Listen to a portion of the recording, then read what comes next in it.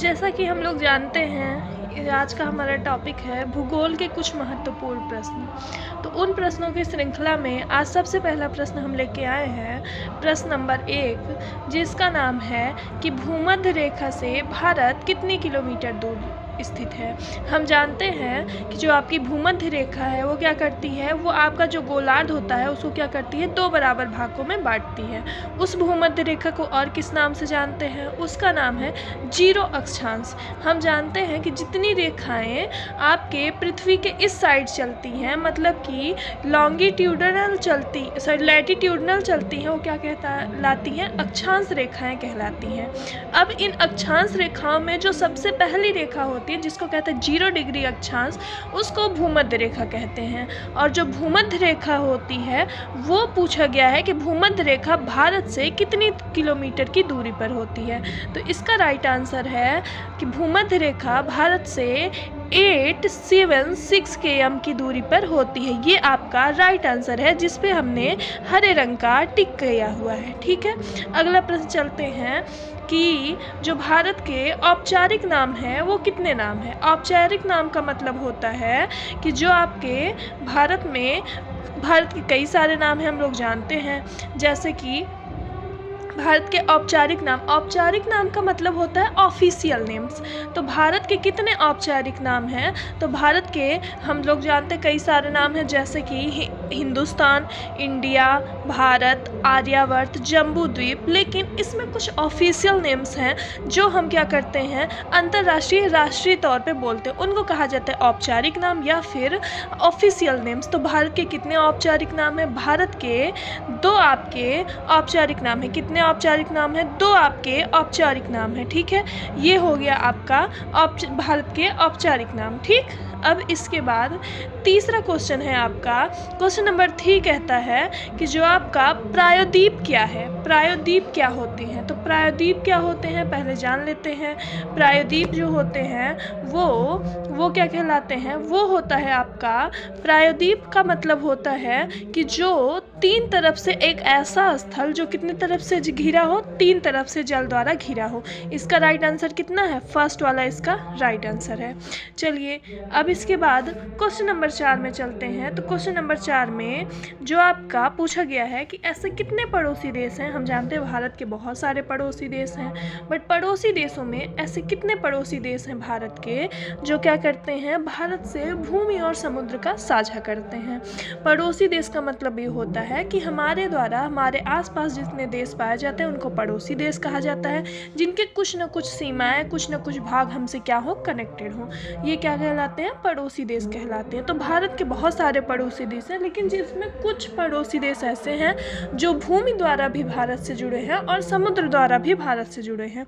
और ऐसे कितने देश हैं, तो ऐसे 3 देश हैं जिसका नाम भी हम आपको बताएंगे। पहले तो आप ऑप्शन को करेक्ट कर लीजिए। तो ऐसे कितने देश हैं, ऐसे 3 देश हैं। ठीक, अब 3 देश हैं तो उन तीनों देशों का आप लोग नाम लिख लीजिए। 3 देश कौन कौन से हैं हम आपको बोल दे रहे हैं। पहले देश जो है वो क्या है, पहले देश का नाम जो है वो है आपका, उसका नाम जो है वो है आपका बांग्लादेश। पहला देश कौन सा है, बांग्लादेश नहीं है, पहला देश है आपका पाकिस्तान।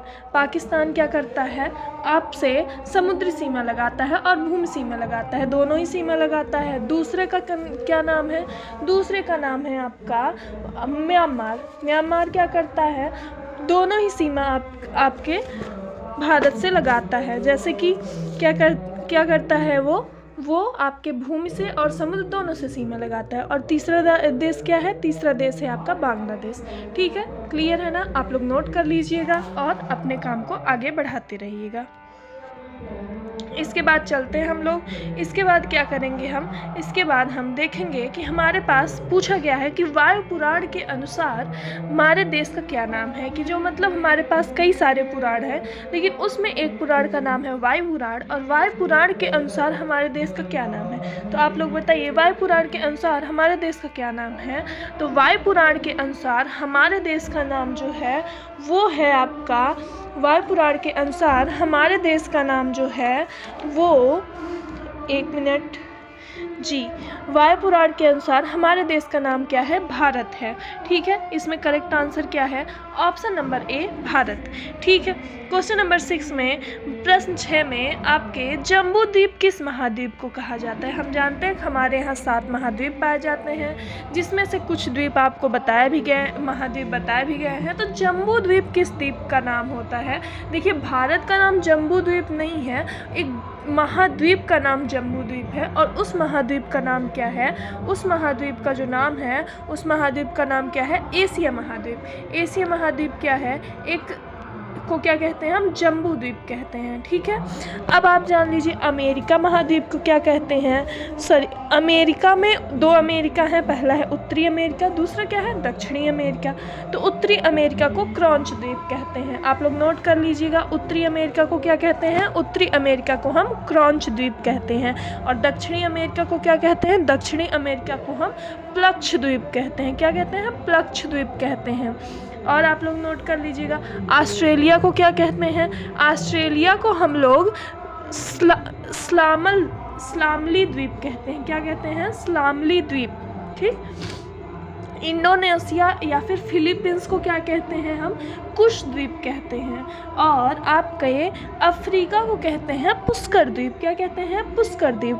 यूरोप को क्या कहते हैं? शाक्व द्वीप कहते हैं। क्या कहते हैं? शाक्व द्वीप कहते हैं। और आपका ये तरीके से सारे द्वीप कंफर्म हो गए हैं। अब चलिए चलते हैं अगले क्वेश्चन पर। अगला क्वेश्चन हमारा कहता है कि जो आपका क्वेश्चन नंबर 7 है, वो कहता है कि प्रश्न 7 में भारत किस गोलार्ध में पाया जाता है? तो हम जानते हैं कि भारत कई सारे गोलार्ध में बटा हुआ है। पहली बात तो हमारी पृथ्वी, सबसे पहले आप जान लीजिए कि जो आपका ये पृथ्वी है, इसमें जो है जो आपका 0 डिग्री होती है, जिसको कहते हैं अक्षांश, 0 डिग्री अक्षांश या फिर भूमध्य रेखा, वह हमारे पृथ्वी को 2 गोलार्धों में बांटती है। पहला क्या होता है? उत्तरी गोलार्ध, दूसरा क्या होता है? दक्षिणी गोलार्ध। ठीक, इसके बाद देशांतर रेखाएं भी होती हैं, जिसको कहते हैं हम, देशांतर रेखाएं को हम ग्रीनविच लाइन या फिर प्रधान मध्याह्न रेखा भी कहते हैं, जो इस तरीके से चलती है। ठीक, ये इसको पूर्वी गोलार्ध और पश्चिमी गोलार्ध में बांटती है।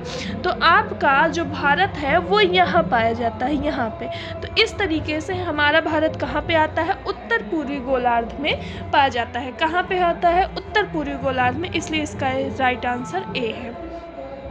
चलिए आगे चलते हैं। उसके बाद हम कहते हैं कि जो आपका शून्य अक्षांश रेखा का दूसरा नाम, आप लोग जानते हैं प्रश्न नंबर 8 में अभी आपको फर्स्ट क्वेश्चन में हमने बताया था कि जो आपका शून्य अक्षांश है उसको दूसरे नाम से क्या कहते हैं? भूमध्य रेखा कहते हैं। शून्य अक्षांश का दूसरा नाम क्या होता है? भूमध्य रेखा होता है। चलिए अगले क्वेश्चन पे चलते हैं। अगला क्वेश्चन है कि जो आपका जियोग्राफी शब्द है, जियोग्राफी जो शब्द है उसको किसने सबसे पहले यूज किया था? तो जो जियोग्राफी शब्द है उसको यूज करने वाले कौन हैं? देखिए इसमें कुछ प्रॉब्लम हो गई है। उसको यूज करने वाले कौन है? इरेटोस्थनीज। क्या नाम है उनका? उनका नाम क्या है? इरेटोस्थनीज। ये आपका राइट आंसर है। इस तरीके से अब आपके पास जो है इतने सारे हमने 9 क्वेश्चन करवा दिए हैं। आपको 10वें क्वेश्चन का आंसर खुद देना है कि मालदीव की राजधानी क्या है। आप जरूर कमेंट करिएगा कि 10वें क्वेश्चन का आंसर क्या होगा, मालदीव की राजधानी क्या होगी। Thank you so much for watching this video.